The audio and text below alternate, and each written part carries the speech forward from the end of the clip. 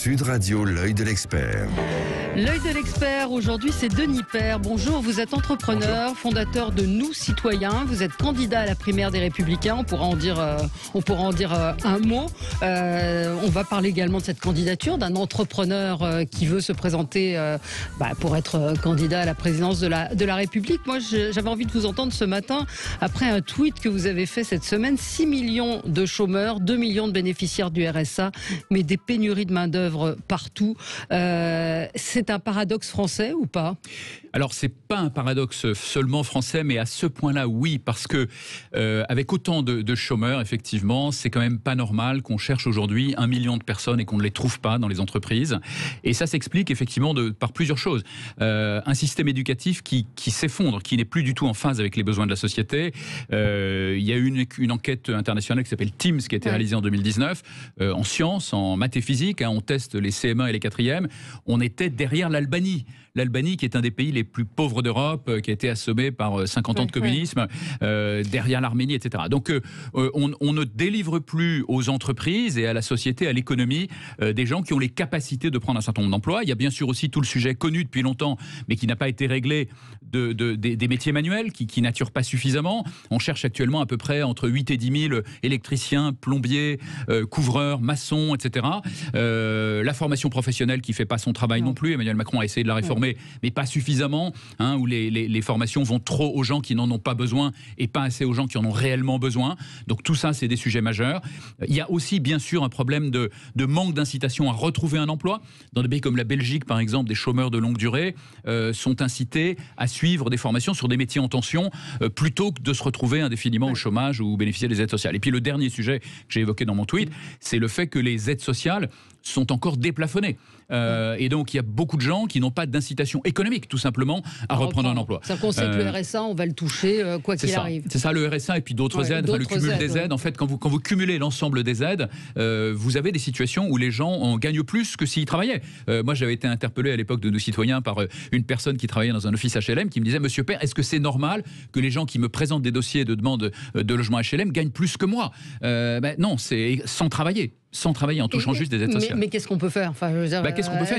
Il faut, je pense, plafonner les aides sociales. Il faut à peut-être 80%, 75 à 80% du SMIC pour inciter les gens à reprendre un travail. Il faut probablement aussi que les bénéficiaires du RSA, ça c'est une manière de leur remettre le pied à l'étrier, passent un peu un contrat avec la commune pour avoir une activité. C'est aussi une forme de respect, c'est-à-dire que juste contenter de donner des aides, un échange. Donner des aides, ça n'est pas respecter les gens. Leur fournir une activité, même une activité relativement basique, ça leur donne une dignité, ça leur donne un rôle dans la société. Donc c'est une manière aussi de remettre le pied à l'étrier et de les inciter à retrouver à un moment donné un travail. Oui, un auditeur nous dit « Je suis d'une génération qui a vu à partir des années 80 la déliquescence de l'éducation et on n'embauche pas par l'expertise. » Mais c'est vrai que les gouvernements successifs demandent à ce qu'il y ait une réforme justement de ces métiers, à ce qu'il y ait plus de formation continue, de formation professionnelle, et il ne se passe rien. Et d'incitation aussi à aller vers ces métiers-là, vers des métiers qui sont plus manuels. Bien sûr, mais on devrait, je pense, inviter par exemple des artisans dans les écoles à se présenter. On devrait aussi pousser les jeunes à faire des stages, comme on le fait dans les entreprises à partir de la 3e. On doit le faire en 5e ou 6e, à faire des stages chez des artisans pour découvrir ces métiers. Mais je pense que le problème de fond, quand même, qu'on a évoqué, c'est le problème de la qualité de l'éducation, de la non-qualité de l'éducation, malgré des moyens qui sont conséquents. C'est un problème qui touche d'ailleurs toutes les administrations, tous les services publics. On a les services publics les plus coûteux au monde aujourd'hui, qui coûtent 140 milliards de plus que la moyenne des voisins de l'eurozone, pour des résultats de 140 milliards, c'est 2,5 fois le budget de l'éducation nationale. C'est colossal. Pour des résultats qui sont souvent de mauvaise qualité, malgré des fonctionnaires qui sont souvent eux-mêmes de qualité. Donc on ne sait pas aujourd'hui pousser les gens à donner le meilleur d'eux-mêmes. On manque de pratiques managériales modernes. On n'a pas de système de prime, par exemple, aux résultats. Il n'y a pratiquement aucun fonctionnaire aujourd'hui qui touche une prime en fonction de son résultat. Pour un enseignant, ce qu'on devrait faire, c'est mesurer le niveau de l'élève en début d'année, le mesurer en fin d'année, et que l'enseignant touche une prime, ce qui permettrait d'augmenter son salaire en fonction de sa capacité à faire progresser l'élève. Des enseignants aussi. Enfin, on voit que on a un enseignant qui vient régulièrement, et on a découvert avec lui qu'il y avait dans certains établissements des vélos dans les classes pour calmer les élèves qui foutent le bazar. Donc lui, il est dans une zone sous tension. Donc l'éducation nationale, parce que vous le saviez, paye des vélos des vélos. Alors, je ne le savais pas, des vélos qu'on met au fond de la classe pour les élèves les plus agités, pour qu'ils se dépensent et qu'ils se calment. Alors, on en est là aujourd'hui. Donc ce prof-là qui fait le maximum, qui fait son boulot, il se retrouve avec des élèves qui sont ingérables aussi. Et je pense que là, il y a aussi un autre souci. On est un pays où on a beaucoup de droits et très peu de devoirs. On verse beaucoup d'aides sociales, par exemple, beaucoup d'allocations familiales. Je pense qu'il faut responsabiliser beaucoup plus les parents. Des parents d'élèves turbulents, comme vous le décrivez, à un moment donné, il faut impacter aussi probablement les allocations familiales. C'est une manière aussi de faire que les parents s'impliquent un peu plus dans le comportement de leurs enfants et évitent ce type de comportement, effectivement. Donc il y a beaucoup de choses à revoir qui n'ont pas été faites parce qu'il y a un manque d'exigence généralisée en fait dans la gestion des affaires publiques qui est, je pense, lié au fait qu'on a souvent des politiques de carrière, des gens qui sont dans des logiques de réélection systématique, parce que être exigeant, c'est pas forcément populaire. Et donc je pense qu'il faut plus de gens issus de la société civile. Et c'est la raison de ma candidature. La raison de votre candidature. Bien sûr. Un entrepreneur à la tête de l'État, ça changerait quoi? Ça changerait, je pense, déjà le fait qu'une expérience comme la mienne, j'ai créé 2 leaders mondiaux dans des métiers complexes où les Français n'étaient pas présents. J'ai déployé des organisations aux 4 coins du monde. Avec Steve Jobs. Alors j'ai été nommé meilleur entrepreneur. Voilà. Côté de Steve Jobs à l'âge de 33 ans, c'était sympa effectivement aux États-Unis. Et donc j'ai déployé des organisations avec peu de moyens en général aux 4 coins du monde.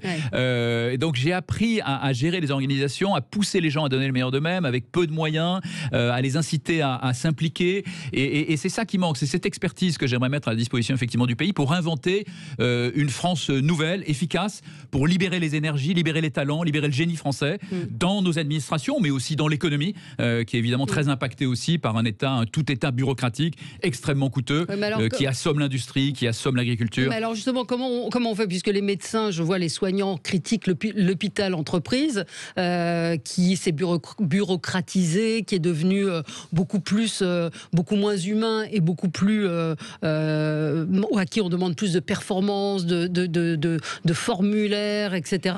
On parle d'hôpital entreprise. Alors c'est totalement faux. Enfin, c'est un hôpital administratif donc, que vous décrivez là. C'est un hôpital où effectivement les procédures dominent. D'ailleurs, les frais de structure sont totalement excessifs. On a 33% du personnel hospitalier dans des structures administratives, quand la moyenne européenne est à 24%. Donc c'est un hôpital totalement administratif que vous décrivez, totalement bureaucratique. Le modèle qui marche, c'est le modèle de l'hôpital à but non lucratif, et il y en a plusieurs en France, très décentralisé, où on donne des responsabilités aux chefs de département, on leur donne des budgets avec des sanctions s'ils ne sont pas respectés, mais on n'a pas effectivement des fonctionnaires des ARS qui viennent compter le nombre de compresses, parce que c'est ça qui se passe effectivement aujourd'hui. Et c'est ça qui ne marche pas aujourd'hui. Donc c'est par rapport à tout ça... Parce qu'on va vous dire que vous voulez privatiser la santé... Je veux la confier à des professionnels. Gérer un hôpital, c'est extrêmement compliqué. Il n'y a rien de plus compliqué qu'un hôpital. C'est des technologies médicales, des technologies en matière de système d'information, c'est effectivement le management des hommes, des flux logistiques. C'est extrêmement compliqué. Demandez à l'État de faire ça. L'État n'est pas capable déjà de ramener la paix civile dans un certain nombre de banlieues du pays. Donc lui demander de gérer en plus des hôpitaux, c'est juste totalement irréaliste. Donc il faut le confier à des gens dont c'est le métier, dont c'est l'expertise. On le fait déjà par exemple pour les crèches. On a 17% des crèches aujourd'hui qui sont gérées par des entreprises. Ça marche très très bien. Et ça coûte à chaque fois 20 à 30% moins cher que quand c'est géré par une commune, parce que c'est leur métier. Ils savent gérer les problèmes d'absentéisme, de ressources humaines, ils savent motiver les gens à s'impliquer, ils font des économies sur les achats. Donc c'est un modèle qui marche, il y a déjà des tas d'expériences de ce type-là qui marchent en France, il faut répliquer ça partout. On a Grégory qui nous dit travailler en CDI à temps plein pour 1 200 € en 2021, c'est ça qui n'est pas normal, arrêtez de stigmatiser les chômeurs. C'est pas tellement les chômeurs que vous... Non, c'est pas les chômeurs. Mais c'est vrai qu'il y a un problème quand le SMIC est à 1 200 €. Oui, bien sûr. Aujourd'hui, vous le disiez, on gagne plus à ne pas travailler. À ne pas travailler, absolument. Mais avant d'augmenter les salaires, il faut commencer par permettre aux entreprises d'augmenter leurs marges. Aujourd'hui, les entreprises françaises sont assommées, comme le reste du pays, par un ensemble de charges qui fait qu'elles sont 25%, elles ont une rentabilité qui est 25% inférieure à la moyenne européenne. Comment voulez-vous qu'elles puissent augmenter les salaires? La plupart des chefs d'entreprise rêvent d'augmenter leurs salariés, ne serait-ce pour qu'ils soient plus impliqués, pour pouvoir les retenir, pour en attirer d'autres. C'est un problème majeur aussi de pouvoir les rémunérer à des niveaux corrects. Mais l'État absorbe une telle quantité de ressources aujourd'hui qu'il détruit l'économie et qu'il assomme effectivement le pouvoir d'achat. Donc le problème de fond, c'est notre État, c'est de réformer enfin le tout État bureaucratique, d'en sortir pour retrouver des marges de manœuvre, pour que le pouvoir d'achat augmente à nouveau, pour que les marges des entreprises augmentent à nouveau, pour qu'on puisse investir dans la sécurité, dans l'excellence éducative, dans tous ces sujets. Aujourd'hui, l'État détruit le pays. L'État détruit le pays, il faut le dire, et donc il faut enfin réagir par rapport à cette situation et enfin sortir de ce tout État envahissant, bureaucratique, qui veut tout faire lui-même en plus, qui ne fait confiance à personne, qui ne fait pas confiance à la société civile, aux associations, aux entreprises, qui cherche à gérer des hôpitaux lui-même, des crèches, etc. Donc le problème, il est là. Donc moi, c'est effectivement le sens de mon combat aujourd'hui. C'est pour ça que je me suis engagé dans la primaire des Républicains. Au passage, j'en profite pour dire que j'ai besoin de parrainage de maires républicains divers droite un peu partout en France. On en a déjà pas mal qui nous rejoignent, mais on a besoin effectivement de 250 maires avant fin octobre. Donc j'ai besoin d'aide par rapport à ça. Si les gens, mais visiblement, Christian Jacob ne veut pas de vous. Alors il ne veut pas de moi, oui, c'est assez bizarre, mais j'ai essayé de le joindre plusieurs fois depuis. On vous a dit que vous n'étiez pas à jour de vos cotisations. Et alors visiblement, on essaye de vous. Oui, j'ai demandé effectivement une raison objective pour laquelle j'étais pas invité à différents événements, pour laquelle j'étais pas cité comme candidat potentiel. Et la réponse que j'ai eue, c'est que j'étais pas à jour de cotisation. Donc j'ai immédiatement publié la cotisation que j'avais payée fin août, qui montrait que j'étais bien à jour. Donc je comprends pas tellement effectivement cet ostracisme. Je trouve ça dommage. Qu'est-ce qui se passe si vous refusez la primaire? Vous allez faire quoi? Vous allez y aller tout seul? Ah ben je sais pas, c'est toujours une éventualité, mais c'est assez étrange et c'est dommage pour l'image du mouvement parce que ça donne l'image d'un mouvement qui n'est pas ouvert à la société civile. Ça donne l'image d'un mouvement qui va privilégier les amis, les copains, les carrières, les jobs. Enfin c'est pas ça quoi, c'est pas l'intérêt général. Les Républicains c'est le parti de De Gaulle, c'est le parti de Pompidou, qui sont deux formidables présidents qui étaient tous les deux issus de la société civile. Donc c'est très étonnant de la part de ce mouvement, mais bon c'est comme ça. Voilà, j'espère que ça va évoluer. Ils peuvent faire ça, ils peuvent refuser des candidats à la primaire. Ils peuvent essayer. Après bon il y a des statuts, il y aura éventuellement des recours, mais je pense pas qu'on en soit là. Je pense qu'il y a il y a eu simplement pour l'instant une absence de réalisme par rapport à la conséquence de cette attitude. Un mot sur le sujet en ce moment depuis 2-3 jours sur l'argent gratuit, l'argent qu'Emmanuel Macron distribue. Effectivement, vous avez c'est très choquant. Enfin, Emmanuel Macron n'a pas baissé la dépense publique, il n'a pas cessé de l'augmenter. Il avait un petit programme de réforme de l'État qui se traduisait par la suppression de 120 000 postes, parce que malheureusement, c'est par ça qu'on devra passer. Il faudra le faire intelligemment, humainement, évidemment, en tirant parti le plus possible des départs à la retraite et en accompagnant évidemment les gens qui doivent quitter les services publics. Bon, il devait supprimer 120 000 postes, il en a rajouté 120 000. Il n'a pas baissé la dépense publique, il a baissé les impôts en endettant nos enfants. Et là, il continue effectivement de distribuer l'argent de façon clientéliste pour essayer de faciliter sa réélection. Je trouve ça particulièrement choquant, effectivement. Qu'est-ce que vous répondez à Christine qui dit donc c'est la faute des pauvres s'il y a pénurie de main-d'œuvre? C'est pas du tout la faute des pauvres, c'est la faute du système, c'est la faute de l'organisation. Bien sûr que non. C'est la faute de l'organisation. Les pauvres, ils sont les premières victimes de ce système. On parlait d'éducation tout à l'heure. PISA n'arrête pas de dire régulièrement depuis 20 ans qu'on a le système le plus inégalitaire des pays développés. Quand on est pauvre, on a le plus de chances de rester pauvre en France. On a un système qui pénalise le plus les pauvres. L'industrie qui s'est effondrée, qui est qu'à 11% du PIB, c'est-à-dire le même niveau que la Grèce, qui est un pays de tradition agricole, alors qu'on a, nous, une immense tradition industrielle. On a co-inventé l'aviation avec les Américains, on a co-inventé l'automobile, on a inventé le cinéma, on est le pays de Pasteur. Eh bien, aujourd'hui, le fait qu'on soit le pays le plus désindustrialisé d'Europe, ça touche les plus pauvres, les classes populaires, dans ces régions qui sont dévitalisées, qui ont perdu ces emplois industriels. Donc le système actuel, il pénalise le plus effectivement les plus pauvres. Donc c'est pas du tout ça. Non, le sujet c'est qu'effectivement il faut encore une fois sortir de ce tout état bureaucratique pour retrouver les marges de manœuvre, pour baisser les impôts pour tout le monde et pour investir effectivement dans la sécurité, dans l'excellence éducative, dans la réindustrialisation. Les auditeurs nous disent mais l'école n'est pas là pour faire des entrepreneurs, mais pour faire des citoyens. Bien sûr, mais je demande pas à ce qu'ils fassent des entrepreneurs, mais je demande à ce qu'on les forme à minima à l'expertise nécessaire pour réussir dans la société et pour trouver un emploi. Donc savoir lire, écrire, compter, ce qu'on ne sait pas faire aujourd'hui. Encore une fois, dans les tests PISA et les tests Teams, on est parmi les derniers des pays d'Europe et au-delà même, parce qu'on ne sait pas, aujourd'hui, on ne sait plus apprendre à nos enfants le minimum. Lire, écrire, compter, on est moins bon que des pays très pauvres. C'est ça surtout l'enjeu. Et donc si vous n'avez pas cette expertise, vous n'intéresserez pas le marché de l'emploi. De plus en plus d'emplois sont très sophistiqués. On arrive dans ce qu'on appelle l'économie de la connaissance.